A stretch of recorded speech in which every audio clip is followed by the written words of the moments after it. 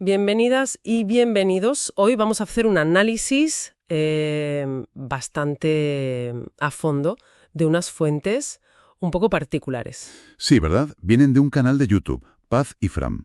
La paz es un derecho y deber obligatorio. El nombre ya promete. Desde luego. Y el material es, bueno, es denso y muy apasionado. Hay una voz principal que va exponiendo una red bastante compleja de denuncias, de análisis, de propuestas. Sí, todo centrado en Colombia, pero la verdad es que con implicaciones que van más allá, ¿eh? Tocan temas globales.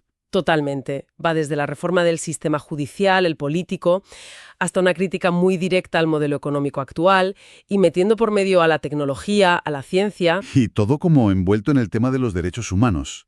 Y con una advertencia bastante seria sobre, bueno, sobre la escasez de recursos. Que se nos echa encima. Vale, pues esa es un poco la misión de hoy, ¿no? Intentar desgranar estas ideas. Exacto. A ver, sacar los argumentos centrales, ver qué soluciones proponen exactamente y entender las preocupaciones que hay debajo de todo este discurso, que es bastante intenso. Pues sí. Vamos a intentar desenredar un poco esta madeja, ver cómo conectan ellos la justicia, la política, la economía, la tecnología, Los derechos fundamentales ver qué patrones salen, qué soluciones concretas ponen sobre la mesa. y, sobre todo, por qué podría interesarnos este punto de vista, aunque sea tan vehemente. Venga, pues empezamos a tirar del hilo. Perfecto. El primer bloque que salta a la vista es una crítica, feroz, al sistema judicial y político colombiano. Sí, ahí entran con todo. Hablan de una impunidad que, bueno, que califican de alarmante. Dan una cifra, 95%. 95%. Es casi total. Prácticamente. Y hablan de una corrupción sistémica que, según sus cálculos, le costaría al país unos 50 billones de pesos al año. 50 billones. Es una cifra que cuesta hasta imaginar. Desde luego. Y ojo, que no se quedan en generalidades, ¿eh? Lanzan acusaciones muy directas contra jueces, fiscales, magistrados. Ujú. Mencionan delitos específicos. Prevaricato por omisión, que es básicamente, bueno, ignorar tu deber de actuar siendo funcionario. Estafa, concierto para delinquir. Lo típico que asociamos a corrupción de alto nivel, vamos. Exacto. Usan la expresión cartel de la toga y critican muchísimo la forma en que se eligen los altos cargos judiciales. Lo llaman la paradoja de la anarquía judicial. Esa expresión es fuerte. Paradoja de la anarquía judicial. Suena contradictorio. ¿A qué crees que se refieren? Pues, a ver, yo entiendo que quieren señalar una situación donde sí hay normas, hay leyes, pero la aplicación es tan arbitraria o tan inexistente según ellos que en la práctica lo que reina es el caos, o la ley del más fuerte dentro del propio sistema judicial. Vale, como si las reglas estuvieran de adorno, pero la realidad fuera otra. Algo así. Como una anarquía disfrazada de legalidad. Y por eso denuncian que se violen derechos constitucionales clave. El derecho de petición, el artículo 23, El derecho a que las autoridades te respondan cuando les preguntas o pides algo. eso es. También el artículo 40, inciso 5, que es el derecho a participar en política, a poder ser elegido, y el 229, que es el acceso a la justicia. Dicen que, en la práctica, para mucha gente, eso no se cumple. Se nota una desconfianza profunda, ¿no? En que el sistema pueda arreglarse solo. Totalmente. Y esa visión crítica no se queda ahí, ¿eh? También se fijan mucho en la situación de los militares y los policías. Ah, ¿sí? ¿Qué dicen de ellos? Pues argumentan que se les trata muchas veces como, bueno, usan la expresión máquinas de guerra, como si no fueran seres humanos. Deshumanizándolos. Exacto. Y que cualquier intento que hagan de protestar, de expresar alguna queja sobre sus condiciones, se corta de raíz. Se interpreta casi automáticamente como un intento de golpe de Estado. Vaya, o sea, sin margen para la disidencia interna o la queja laboral, digamos. Ninguno, según ellos. E incluso proponen crear un protocolo específico para que militares y policías puedan llevar sus protestas a instancias internacionales, para que se les reconozcan sus derechos como ciudadanos más allá del uniforme. Es decir, una propuesta sorprendente. Y ante todo este panorama tan sombrío de las instituciones, plantean alguna salida. Antes mencionaste la tecnología. Sí, ahí es donde entra fuerte la tecnología. Y en concreto la inteligencia artificial, la IA. Ujú.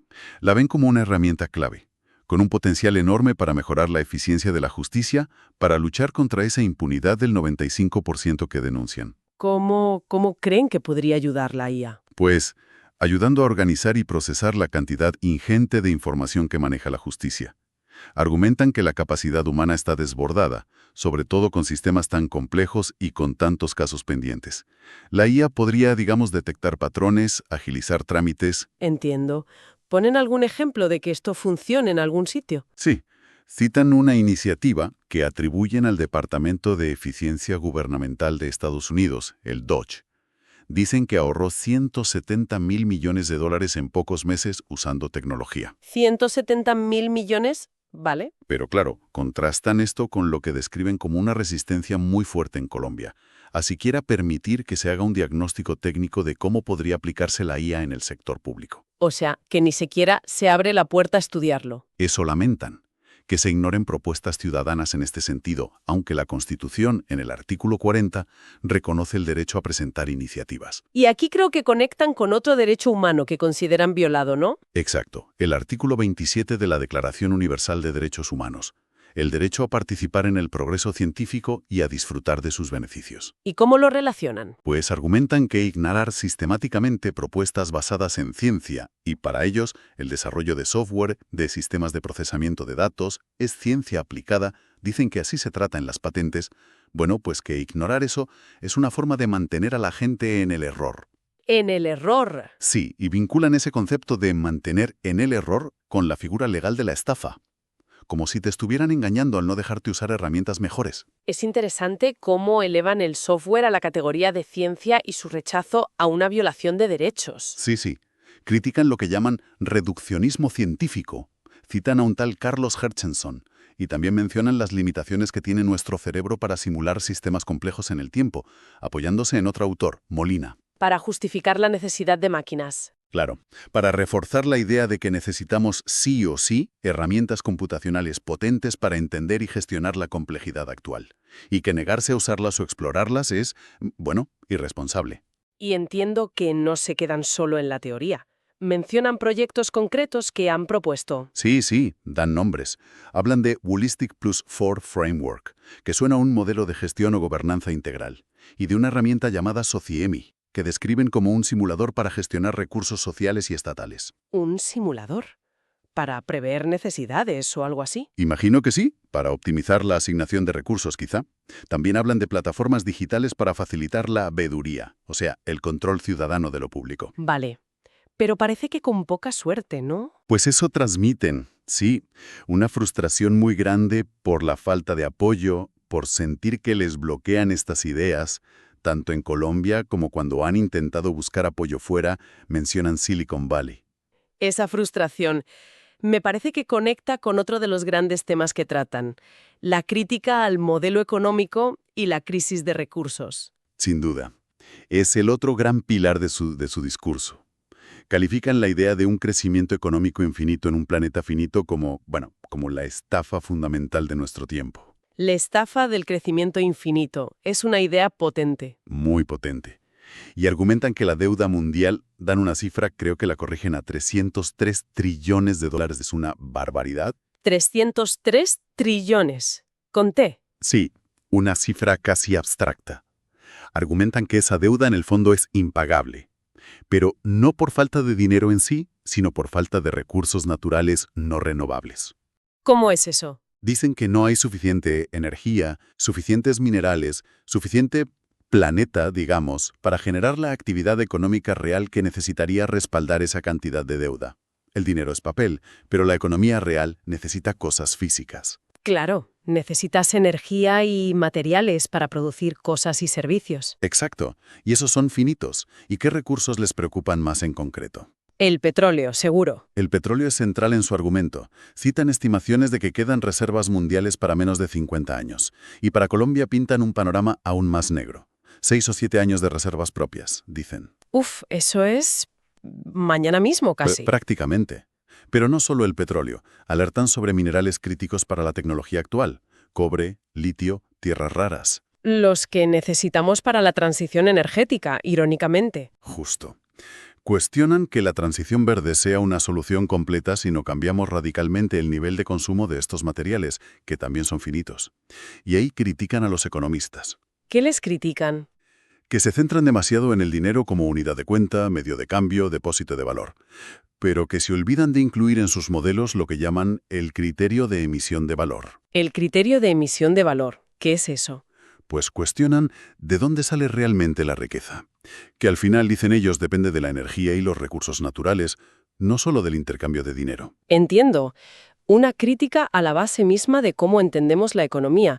¿Y esto cómo lo conectan con los objetivos globales, los ODS? Pues advierten que si tenemos en cuenta estos límites de recursos, los Objetivos de Desarrollo Sostenible, los ODS de la ONU para 2030, pues que podrían ser inalcanzables. ¿Ni para 2030? Ni para 2030, ni quizás, según una proyección del Índice de Progreso Social que citan, ni para 2092, una fecha lejísimos. Maya. Y aquí vuelven a conectar con el derecho humano a beneficiarse de la ciencia, el artículo 27. Argumentan que al ignorar la ciencia, que alerta sobre estos límites, y al no desarrollar alternativas basadas en una visión realista del planeta, pues está perpetuando esa estafa económica. Se impide una gestión más sensata. Vale, el panorama que pintan es demoledor. Corrupción, impunidad, tecnología bloqueada, economía insostenible, recursos agotándose. Ante esto, ¿qué proponen desde el activismo ciudadano que describen? ¿Qué hacer? Pues insisten muchísimo en la necesidad de la veeduría, el control ciudadano activo sobre la gestión pública. La vigilancia ciudadana. Eso es. Mencionan los comités de control social, que es una figura que existe legalmente en Colombia, pero critican que a veces se quedan en algo muy formal, un teatro, dicen, sin poder real para cambiar las cosas. O sea que la herramienta existe, pero no funciona bien en la práctica. Y plantean ir más allá, cambios más de fondo. Sí, hablan de la idea de convocar asambleas constituyentes. Mencionan incluso una organización o plataforma, la UNAQ, Unión de Asambleas y Organizaciones Constituyentes. Una nueva constitución. O una reforma profunda, pero ponen condiciones muy claras en según se entiende de las fuentes. Advierten que no puede ser algo basado en lemas vagos como paz y ya está. Que hay que ir a lo concreto. Exacto. Dicen que hay que partir de propuestas muy específicas, qué artículos se quieren cambiar y cómo exactamente. Nada de cheques en blanco. Tiene sentido. Y también insisten mucho en evitar la polarización ideológica. Sugieren tener cuidado con palabras como popular, que pueden generar rechazo en algunos sectores. Proponen usar términos más neutros como cívica o general. Buscar un lenguaje más inclusivo, digamos. Sí, y centrarse en las necesidades comunes, en lo que llaman derechos vitales. Derechos vitales. ¿A qué se refieren? Pues a asegurar el acceso a comida, vivienda, salud, infraestructuras básicas. Cosas que unen a la gente, más allá de si son de izquierdas o derechas. Buscan construir sobre lo común, respetando la diversidad de visiones. Suena ambicioso, pero también complicado. Y además mencionan que este tipo de activismo es peligroso. Muchísimo. Denuncian explícitamente los riesgos de hacer veeduría ciudadana en Colombia. Critican muy duro el modelo que se usa para evaluar el riesgo de los activistas, de los líderes sociales. ¿Por qué lo critican? Porque dicen que se basa en una sentencia judicial muy antigua, la T-719 de 2003, de antes de que existiera Facebook y todo el boom de las redes sociales. O sea que no tiene en cuenta el impacto de una denuncia online hoy en día. Exacto, la exposición brutal que puede generar. Y señalan algo que parece, un disparate, que a menudo quienes evalúan el riesgo de un denunciante son las mismas personas o entidades a las que ha denunciado. Hombre, claro, un conflicto de interés flagrante. Totalmente. Por eso proponen que las medidas de protección sean preventivas, no solo reactivas cuando ya ha pasado algo. Y piden una reforma del sistema de asilo, que también ven anticuado para proteger a los defensores de derechos hoy. Además de estos riesgos físicos y legales, ven otros problemas para el activismo que describen. Obstáculos internos, digamos. Sí, perciben una falta de unidad o de constancia en los movimientos sociales. Ponen el ejemplo de lo que pasó, según ellos, después del estallido social de 2021 en Colombia. ¿Qué pasó? Pues critican que los líderes de las organizaciones más tradicionales, mencionan al Comité del Paro, a la CUT, la central sindical, negociaron con el gobierno de entonces y luego llamaron a levantar las protestas. Y que eso dejó un poco solos a los jóvenes que habían estado en la calle. Como una desconexión entre las cúpulas y las bases, quizás. Algo así parece que sugieren. Y expresan la sospecha de que la calma actual de algunos de esos líderes históricos podría deberse a una cooptación. ¿Cooptación? ¿Cómo? Pues quizás a través de contratos con el gobierno o puestos en nuevas entidades. Mencionan irónicamente el Ministerio de la Igualdad como un posible ejemplo de esto. Ya. Crear cargos para calmar las aguas. Esa es la sospecha que transmiten. En general, lo que se respira es un sentimiento muy fuerte de desconfianza y la percepción amarga de que sus propias propuestas, las que dicen llevar presentando desde 2014, pues que son ignoradas, bloqueadas, que no se les tiene en cuenta. Bueno, pues estamos llegando ya al final de este análisis. La verdad es que emerge una narrativa compleja, intensa y cargada de urgencia. Sí, vemos a un ciudadano o un grupo de ciudadanos usando las herramientas que tienen a su alcance. La argumentación legal, la denuncia en plataformas digitales, la propuesta de soluciones tecnológicas, científicas. Para enfrentarse a lo que ellos ven como un sistema fallido, en muchos niveles, judicial, político, económico, e incluso en cómo se usa o no se usa la ciencia desde las instituciones. La tensión central que se palpa en todas estas fuentes está justo ahí, ¿no? Por un lado, una pasión, casi desbordante por cambiar las cosas de raíz, por un cambio sistémico.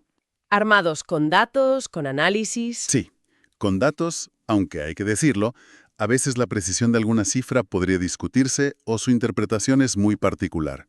Con análisis científicos que presentan como alternativos y con propuestas tecnológicas que quieren ser disruptivas. Y por el otro lado, Por el otro lado, lo que describen como una resistencia enorme, una inacción desesperante o incluso una hostilidad directa por parte de las estructuras de poder. No solo hacia sus ideas, sino también hacia esa realidad tan cruda de los límites del planeta que no paran de exponer. sí, desde luego, las fuentes dejan preguntas muy incómodas flotando en el aire, sobre si nuestro modelo actual es viable, sobre si las instituciones pueden realmente reformarse desde dentro. Sobre todo ante desafíos tan grandes como los que plantean. Exacto. Y esa insistencia en la idea de la estafa del crecimiento infinito, en la urgencia por el agotamiento de recursos, le añade una capa casi existencial, ¿no?, a las denuncias de corrupción e impunidad, que ya son graves de por sí. Totalmente. Y con esto quizá podemos dejar una reflexión final para quienes nos escuchen. A ver. Pues, teniendo en cuenta esa resistencia institucional tan fuerte, esa inercia que describen tan vívidamente estas fuentes, ¿qué haría falta de verdad para que se tomaran en serio reformas tan radicales como estas, basadas en tecnología, en ciencia ciudadana, en repensar totalmente la economía y la gobernanza? ¿Es posible un cambio desde dentro? Esa es la gran pregunta. ¿Es realista esperarlo? ¿O lo que sugieren estas voces, quizás sin decirlo directamente, es que se necesita una transformación mucho más fundamental? Quizás una que solo venga de una crisis externa aún mayor que las que ya estamos viviendo. Una cuestión abierta, sin duda, sobre cómo gestionamos nuestros asuntos comunes y nuestra relación con los límites del planeta. Exactamente. Pues muchísimas gracias por acompañarnos en esta exploración tan intensa. Hasta la próxima. Hasta la próxima.